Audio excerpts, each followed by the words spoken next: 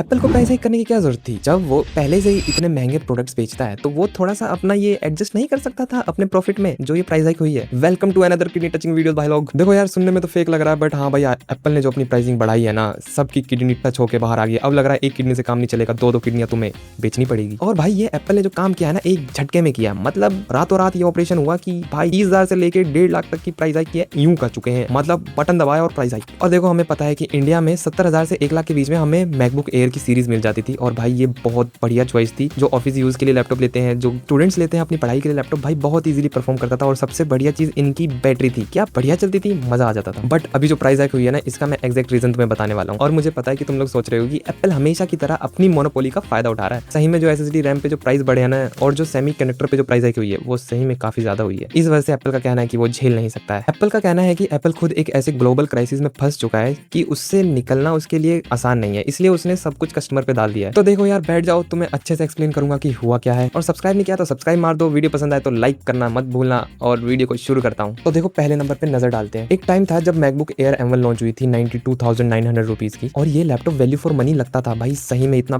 पतला होने के बाद इतनी अच्छी बैटरी लाइफ, साथ में इतनी तगड़ी परफॉर्मेंस, ये बहुत वैल्यू फॉर मनी था। और फिर धीरे धीरे नए मैकबुक्स आने लगे, नई लाइनअप आने लगी M सीरीज की, और ऐसे ही M4 M5 भी आ गई, और अभी M6 भी आने वाली है। और पूरा गेम उल्टा पुल्टा हो गया। मैकबुक प्रो का जो बेस मॉडल आता था वो 1,70,000 रुपए से शुरू होता था, और अब उसका प्राइस 2,50,000 रुपए टच कर चुका है। और जो तुम्हारी मैक मिनी आती थी 50,000 की, 60,000 की, वो 95,000 को टच कर चुकी है बेस मॉडल। और देखो, नॉर्मली क्या होता है कि जो नई चिप्स आते हैं ना, प्रोडक्ट के अंदर चिप अपग्रेड हो जाती है पर प्राइस वही रहता है, और साथ ही के साथ जो पुराने मॉडल्स होते हैं वो और सस्ते हो जाते हैं। और अब क्या हो रहा है कि अब तुम्हें अच्छी कॉन्फ़िगरेशन चाहिए तो तुम्हें अपनी कम से कम दोनों किडनियां बेचनी पड़ेगी, और फिर पैसे कमा के खरीदनी पड़ेगी। चलो, ये तो मजाक कर रहा था मैं, पर देखो टेक इंडस्ट्री में ना एक टर्म चल रही है, चिप इन्फ्लेशन, और इसका सब फायदा उठा रहे हैं, प्राइस हाइक करते जा रहे हैं। और ऐसा होने का सिर्फ एक ही रीजन है, जब से ये AI आया और जब से उसमें ये वाला फीचर आया कि तुम इमेज जनरेट करवा सकते हो, इमेज बनवा सकते हो, वीडियो बनवा सकते हो, एनिमेशन बना सकते हो, तब से भाई ये प्रॉब्लम बढ़ गई है। क्योंकि ना AI को ये सब काम करने के लिए चाहिए होती है मेमोरी, SSD, रैम, GPU, और ये इन्होंने आगे 2 साल के लिए जितनी भी कंपनी है ना, SK Hynix, माइक्रोन, सैमसंग, इन सब में बुकिंग मार दी। 2-3 साल का सारा प्रोडक्शन इनका है, समझ रहे हो तुम? मतलब सब कुछ इनका है, कस्टमर के लिए कुछ बचा ही नहीं। और देखो, ये बिल्कुल सिंपल इकोनॉमिक्स है, जब सप्लाई कम हो जाती है तो प्राइस अपने आप बढ़ जाता है, और डिमांड क्योंकि सेम ही है। अब देखो, कस्टमर्स की डिमांड तो सेम ही रही है, पर सप्लाई जो है एकदम से खत्म हो गई, और इस वजह से क्या होगा, प्राइस हाइक तो होनी थी। जो पुराने ऑप्शंस बचे थे उन सब पे प्राइस बढ़ गए, क्योंकि सभी को चाहिए ना भाई, इस वजह से हुआ ऐसा। और तुम लोग सोच रहे हो कि भाई 8GB रैम लेकर की काम चला लेता हूँ, क्या ही हो जाएगा। देखो, बात यह है कि एप्पल ना अब अपने एप्पल इंटेलिजेंस वाले फीचर्स को सभी मैकबुक्स में रोल आउट करने वाला है। और अगर तुम चाहते हो कि तुम्हारा मैकबुक इन सभी फीचर को स्मूथली रन करवा पाए तो 16GB की रैम होना बहुत जरूरी है, क्योंकि ये 8GB रैम में चल नहीं सकता है। और ऐसा ही सेम आईफोन के साथ भी है, इसलिए अब उसमें स्टार्टिंग वाले वेरिएंट में भी 12GB रैम आएगी, कि 4GB रैम वो स्पेशली एप्पल इंटेलिजेंस को दे सके कि सारे काम आराम से हो सके। और इसलिए तुमने ये भी देखा होगा कि एप्पल की जो M5 सीरीज आई थी उसका बेस मॉडल ही 16GB रैम और 512GB की स्टोरेज के साथ शुरू हुआ है। मतलब कि सिंपल सा है कि एक तरफ एप्पल को अपने लैपटॉप में डबल मेमोरी लगानी पड़ रही है, और वहीं पे जब तुम नॉर्मल मार्केट में देखने जाओगे कि रैम और SSD के प्राइसेस क्या है, वो 3 to 4x हो चुके हैं। जो रैम 4,000 में मिलती थी वो 12 से 20,000 के अराउंड मिल रही है। तो इससे तुम आइडिया लगा सकते हो। और एक और चीज है भाई कि यूएस के मुकाबले इंडिया की जो प्राइस हाइक है वो ज्यादा ब्रूटल क्यों लग रही है। तो यहाँ पे देखो 3 फैक्टर्स हैं। एक, जो हार्डवेयर कॉस्ट है जो ग्लोबली बढ़ चुकी है। दूसरा, इन्फ्लेशन, हाँ हमारे इंडिया में महंगाई कुछ ज्यादा ही बढ़ी है अभी 1-2 साल में, तो हद पार हो चुकी है। और तीसरा भाई टैक्स, हाँ टैक्स कंपाउंडिंग की वजह से 30 से 50,000 का एक्स्ट्रा लोड बन जाता है। तो देखो यार, ये तो मैंने तुम्हें पूरी स्टोरी बता दी कि ये सब तो ठीक है कि प्राइस हाइक होगी, अब हमें करना क्या है। तो देखो, पहला ऑप्शन दूं मैं तुम्हें, पुरानी सीरीज की मैकबुक उठा लो। अगर तुम्हें स्टोर पे नहीं मिल रही है ना डिस्काउंटेड प्राइस पे तो अच्छी बात है, पर जितना मुझे पता है तुम्हें कहीं नहीं मिलेगा भाई। M2 मिलता था और वो भी आउट ऑफ स्टॉक हो चुका है, तो तुम्हें सेकंड हैंड जाना पड़ेगा। मतलब ओपन बॉक्स या सेकंड हैंड मैकबुक मिल जाए वहां से लेना पड़ेगा। अब देखो, ये तुम लोगे कैसे? OLX हो गया